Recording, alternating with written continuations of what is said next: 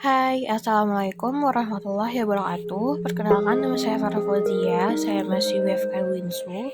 Baik, di sini saya akan memaparkan hasil kerja saya yang bertema manajemen korban massal. Apa sih korban massal itu?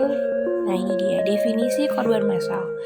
Korban massal merupakan suatu individu yang dirugikan dalam suatu kejadian yang sangat merugikan, dan dalam korban massal memiliki jumlah yang relatif banyak. Dalam menangani korban massal, membutuhkan suatu penanganan yang menyediakan fasilitas tertentu untuk setiap harinya. Fasilitas tersebut berbentuk tenaga kerja, sarana pelaksanaan, kesehatan, dan sebagainya. Pada identifikasi korban massal haruslah memiliki tahapan yang bermanfaat untuk mengoptimalkan proses identifikasi tersebut. Tahapan yang ditempuh dalam proses identifikasi korban massal meliputi yang pertama, the scan of incidents, yang kedua, collecting post-mortem data, yang ketiga, collecting end-mortem data, yang keempat, comparing NTM data, yang kelima, returning to the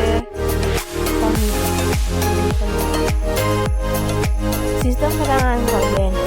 Menata laksanaan bencana korban massal yaitu pencarian dan penyelamatan atau SAR.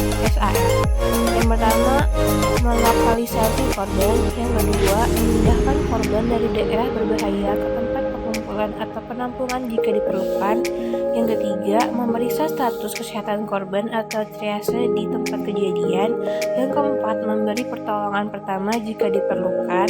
Yang kelima, memindahkan korban ke pos medis lanjutan jika diperlukan. Perawatan di lapangan, yang pertama triase, yang kedua pos medis lanjutan, yang ketiga pertolongan pertama, dan yang keempat pos penata laksanaan evakuasi. Triase merah atau yaitu korban-korban yang membutuhkan stabilisasi segera, yaitu gangguan ABCD, dan korban-korban dengan shock oleh berbagai sebab, gangguan pernapasan, trauma kepala dengan pupil anisokoria, dan terakhir pendarahan eksternal masif. Yang lanjutannya, triase kuning, yaitu korban yang memerlukan pengawasan ketat tetapi perawatan dapat ditunda sementara, termasuk korban dengan risiko shock, fraktur multiple, fraktur ventral atau pelvis, luka bakar luas, gangguan badan atau trauma kepala. Yang terakhir, korban dengan status tidak jelas. Yang C, triase hijau, yaitu kelompok korban yang tidak memerlukan pengobatan atau pemberian pengobatan dapat ditunda seperti 1.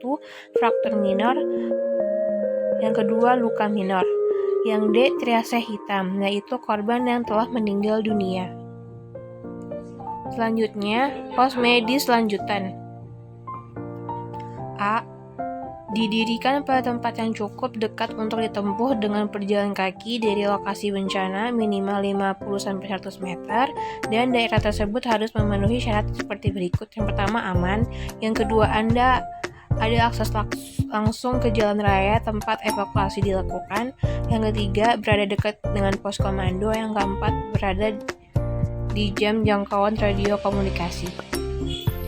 Penanganan korban selain untuk korban hidup juga untuk korban mati. Penanganan korban mati diperlukan karena merupakan suatu hak asasi manusia atau HAM, Disaster Victim Identification atau DVI.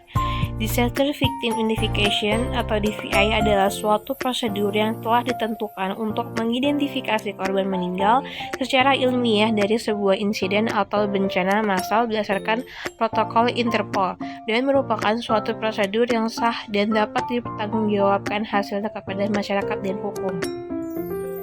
Tim DVI bersifat profesional, lintas sektoral, dan lintas disiplin yang meliputi unsur-unsur sebagai berikut. Yang pertama, kesehatan atau Depkes, Dinkes rumah sakit. Yang kedua, kepolisian, yaitu Dokpol, Puslabor, NCB, Interpol, dan lain-lain. Yang ketiga, TNI, kesehatan TNI. Yang keempat, perguruan tinggi. Yang kelima, profesi-profesi dokter gigi. Yang keenam, pemerintah daerah atau dinsos kependudukan dan lain-lain. Yang ketujuh, pencarian dan penyelamatan atau tim SAR. Yang ke-8, pemadam kebakaran. Ke-9, NGO. Yang ke-10, volunteer dan lain-lain. Fase-fase dalam Disaster Victim Identification atau DVI. Yang pertama, prosedur identifikasi mengacu pada prosedur DVI, Disaster Victim Identification Interpol. Proses DVI ini yang terdiri dari 5 fase, yaitu the scan, yaitu berupa pemilihan korban dan mengamankan barang bukti. Yang kedua, postmortem examination, yakni ahli identifikasi. Dalam poin ini, dokter gigi forensik mencari data postmortem. Yang ketiga, postmortem information retrieval, yaitu poin ini berupa upaya pengumpulan data postmortem dari keluarga. Yang keempat, reconciliation, yaitu upaya rekonsiliasi bila ada kecocokan data postmortem dan postmortem. Yang terakhir adalah debriefing, yakni dalam masa 3-6 bulan usai identifikasi selesai dilakukan proses evaluasi. Sekian dari presentasi saya. Mohon maaf apabila ada kekurangan materi, saya mohon maaf. Wabillahi taufiq wal hidayah. Wassalamualaikum warahmatullahi wabarakatuh.